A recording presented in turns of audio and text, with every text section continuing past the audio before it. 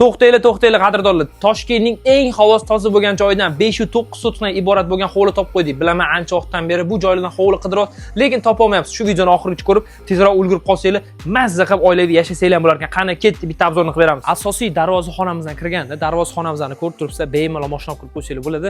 509 sotix yer maydoniga tushyapti. Общий mana shu hovlimiz. Ko'rib turganingizdek, old tarafda ham, orqa tarafda ham binolar bor. Tepada hattoki boloxonalar mavjud. 5 xonadan iborat. Xohlasangiz olib, buzib boshqatdan quring. Xohlasangiz olib turib restavratsiya qilib, boshqatdan osvejit qilib, o'zingizni xohishingizdek qolsangiz bo'ladi. Lekin remont holatlarini ko'rib turibsizlar, yomon emas. Yashasangiz bo'ladi bemalol. Yashil hududlarimizni ko'rib turibsizlar. Suv, svet, gazda, hattoki internetda hech qanaqa muammogarchilik yo'q. Pastda общий mana shu uyimizdan tegi podval bo'lyapti. Kanimizda kadastr bo'yicha 509 sotix yer maydoniga tushyapti. Orientir ham cho'zib o'tirmayman. Toshkent tumani, Keles, Kirovda joylashyapti. Mana shu uyimiz.